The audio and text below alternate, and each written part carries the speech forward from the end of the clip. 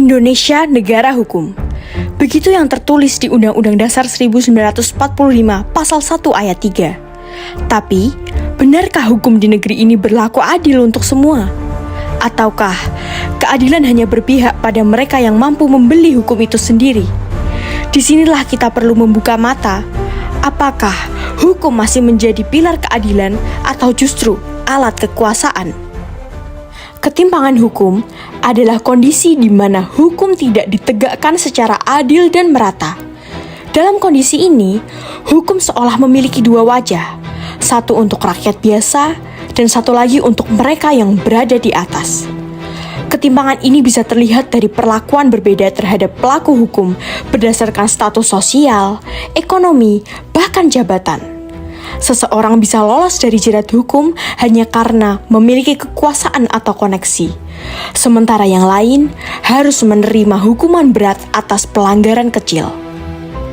Faktor penyebabnya pun tidak sederhana. Lemahnya penegakan hukum membuat pelanggaran seringkali dibiarkan tanpa sanksi. Intervensi dari pihak-pihak berkepentingan turut mencemari proses hukum. Dan yang tak kalah penting, rendahnya integritas aparat hukum membuat keadilan mudah diputarbalikkan. Hukum yang seharusnya menjadi pelindung semua warga negara justru seringkali menjadi alat bagi segelintir orang untuk mempertahankan kekuasaan mereka. Hukum seharusnya menjadi penyeimbang, pelindung bagi yang lemah, dan penegak keadilan bagi semua. Tapi bagaimana jika hukum itu sendiri pincang? Bagaimana jika ia tajam ke bawah tapi tumpul ke atas? Februari 2023, sebuah video viral memperlihatkan remaja bernama David tergeletak tak berdaya usai dianiaya secara brutal. Pelakunya ialah Mario Dandisatrio, anak pejabat pajak yang kala itu dikenal dengan gaya hidup yang mewah. Mario bukan remaja biasa. Ia anak dari Rafael Alun, pejabat pajak dengan harta mencurigakan miliaran rupiah.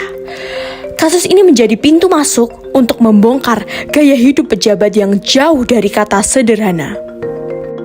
Masyarakat tak diam, suara keadilan terus menggema. Karena kita tahu, jika hukum terus tumpul ke atas, maka negara ini kehilangan fondasi moralnya. Namun, keprihatinan serupa muncul kembali pada Mei 2025.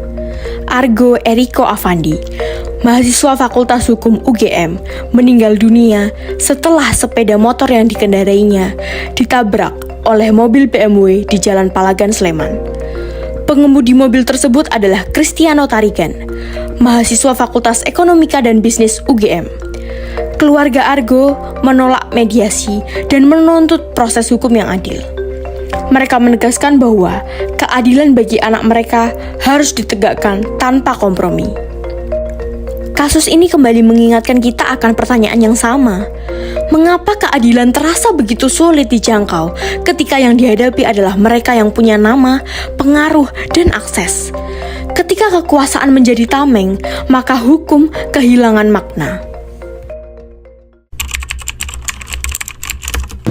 Kalau kita lihat secara meluas ya, mungkin dari kacamata umum cenderung agak kacau kali ya, agak berantakan dan kurang menunjukkan sisi dari kepastian hukum itu sendiri sih. Tapi memang hal-hal kayak gitu memang kadang saya dengar gitu ketika ada orang ngobrol, oh iya kemarin ini ngasih ini hukumannya kurangnya segini. Ya memang itu adalah fakta nyata yang menurut saya ya nggak bagus gitu. Dalam sisi lain itu mencontreng dari hukum itu sendiri. Tapi kalau kita lihat dari sisi realistis seperti yang tadi, itu juga disebabkan faktor ekonomi. Misalnya Lain dari mahasiswa-mahasiswa yang memang backgroundnya ini pendidikan tentang politik dan hukum, mungkin bisa lebih merangkul teman-temannya yang di luar ilmu itu biar bisa lebih aware juga, karena memang itu untuk kepentingan kita bersama aja sih. Pancasila, dasar negara kita, dengan tegas menempatkan keadilan sosial bagi seluruh rakyat Indonesia sebagai sila kelima. Artinya, setiap warga negara tanpa memandang latar belakang berhak mendapatkan keadilan yang sama. Konstitusi kita, Undang-Undang Dasar 1945 pun menjamin persamaan di hadapan hukum. Tapi ketika hukum hanya tajam ke bawah dan tumpul ke atas, nilai-nilai itu terkhianati. Ketika hukum hanya menjerat rakyat kecil dan membebaskan yang berkuasa, maka kita sedang menyaksikan pelanggaran terhadap janji dasar negara. Kita perlu ingat, hukum bukan alat kekuasaan. Ia adalah penjaga nilai-nilai luhur bangsa. Keadilan tak datang dengan sendirinya. Ia bukan hadiah, ia diperjuangkan. Dan perjuangan itu bisa kita mulai dari langkah kecil yang nyata dengan cara 1. Bicaralah saat ada yang salah. Di kelas, di kampus, di media sosial. Suara kita bisa jadi gema bagi mereka yang dibungkam. 2. Saat ada yang menjadi korban ketidakadilan, jangan diam, jangan menyalahkan. Dukung mereka, dengarkan, dampingi. 3. Gunakan hak pilihmu. Tuntut transparansi, tekan petisi, dan kawal kebijakan. 4. Pahami hak-hakmu. Baca, belajar, dan ajarkan orang lain.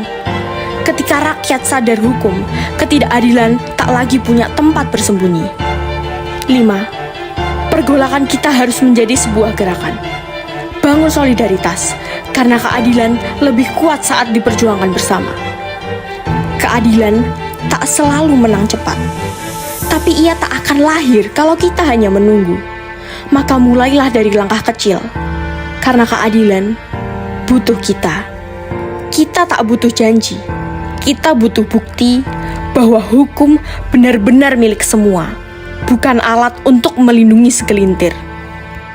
Keadilan bukanlah milik yang kuat, ia adalah hak setiap manusia.